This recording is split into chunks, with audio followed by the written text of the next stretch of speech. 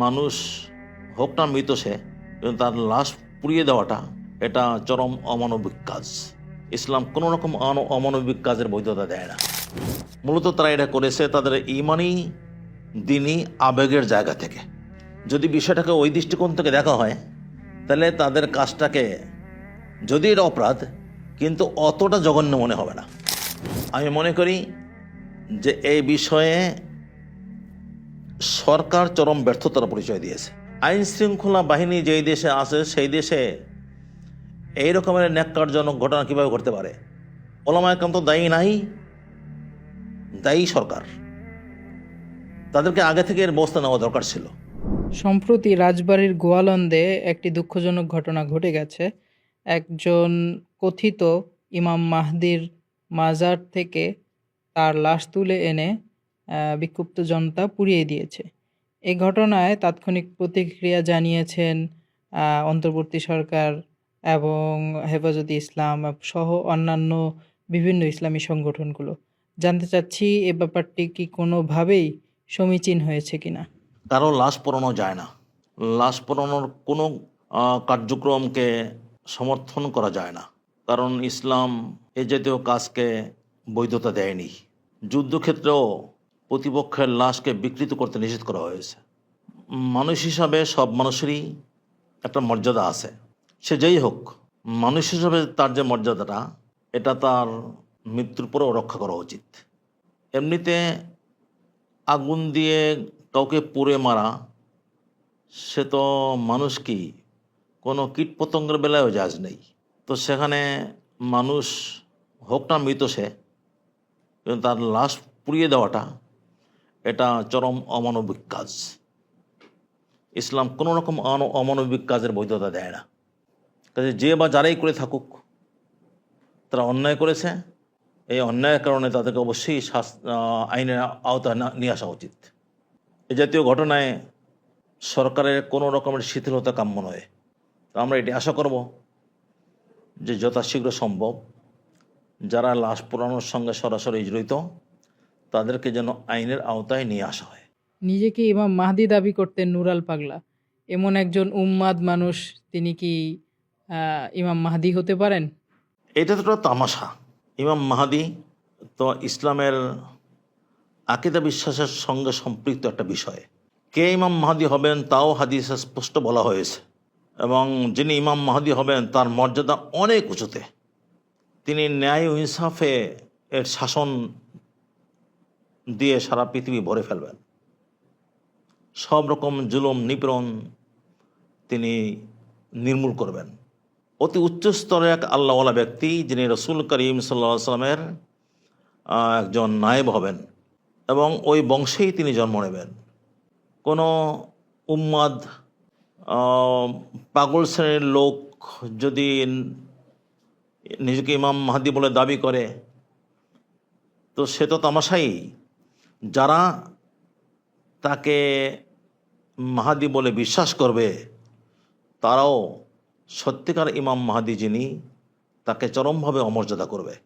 বরং ইসলামের এই আকিদারাকেই সে তারা অবমাননা করবে, এবং এই আকিদার সঙ্গে তাদের এটা একটা মানে পরিহাসমূলক কাজ হবে বলে মনে করি।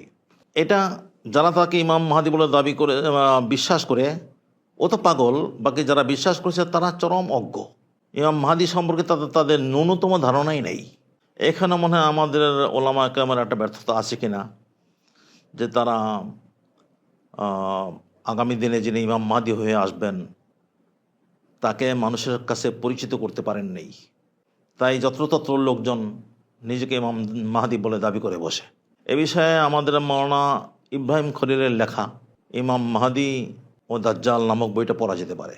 এ বইতে মাওলানা ইব্রাহিম খলিল অত্যন্ত সুন্দরভাবে, পরিষ্কারভাবে ইমাম মাহদি এবং দাজ্জাল সম্পর্কে আলোচনা করেছেন। এই যে ঘটনা, এখানে তৌহিদি জনতার উপর দায় চাপানো হচ্ছে। জানতে চাচ্ছি যে তৌহিদি জনতার দায় এখানে আসলে কতটা দেখছেন? এমনিতে যতটুকু জেনেছি তাতে এই আন্দোলন সুচিন্তিতই ছিল, সুশৃঙ্খল ছিল, ধারাবাহিক ছিল। তারা হঠাৎ করেই এই মাজারে হামলা করেছে বা লাশ পুড়ে ফেলেছে এমন নয়। এ নিয়ে তারা সাংবাদিক সম্মেলন করেছে, প্রশাসনের সঙ্গে কথাবার্তা বলেছে, তারা নিয়ম রক্ষা করে আন্দোলন করেছে। আমি যতদূর জেনেছি তাতে ওলামা একরামের উপরে দায় চাপানো যায় না। বাকি একটা স্পর্শকাতর বিষয় হওয়ায় কিছু লোক, তারা কে বা কারা, এটা স্পষ্ট হওয়া দরকার যে তারাই সীমা লঙ্ঘন করে আন্দোলনটাকে ওই পর্যায়ে নিয়ে গেছে। মানে শেষ পর্যায়ে আন্দোলনটা ওলামা একরামের নিয়ন্ত্রণে থাকে নেই, আম পাবলিকের হাতে চলে গেছে।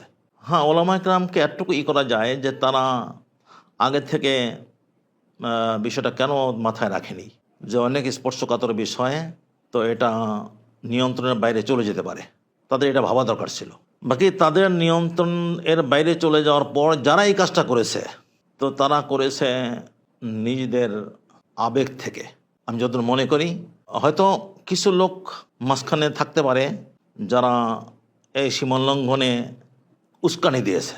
বাকি একজন লোক নিজেকে ইমাম মাহদী দাবি করবে, তার কবরের উপরে কাবা শরীফের আদলে ঘর তৈরি করা হবে, সেখানে তওয়াফ করা হবে, এটা কোনো মুসলিমেরই মেনে নেওয়ার কথা নয়। বিশেষ করে আম পাবলিক যারা, তারা এই জাতীয় বিষয়ে খুব বেশি আবেগপ্রবণ হয়ে থাকে, তারা এটা মেনে নিতে পারে না এবং তারা এটাকে প্রতিহত করার জন্যে যে কোনো কঠোর ব্যবস্থা নিতেও পিছপা হয় না।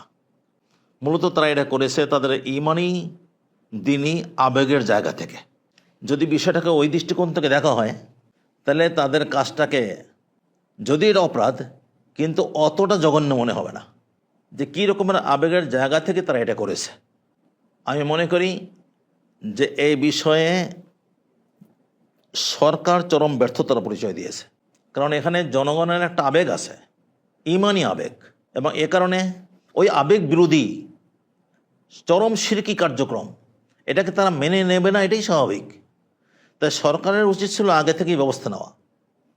ওখানকার ওলামা ইকরাম তো সরকারের সঙ্গে যোগাযোগ করেছে, সাংবাদিক সম্মেলন পর্যন্ত তারা করেছে। এরপরে সরকারের টনক নড়ল না কেন? সরকার বসে বসে তামাশা দেখেছে। আইন শৃঙ্খলা বাহিনী কী জন্যে? তাদের তো শৃঙ্খলা রক্ষা করা কর্তব্য। আইন শৃঙ্খলা বাহিনী যেই দেশে আছে সেই দেশে এই রকমের ন্যাক্কারজনক ঘটনা কীভাবে ঘটতে পারে? চরম বিশৃঙ্খল কাজ কীভাবে হতে পারে?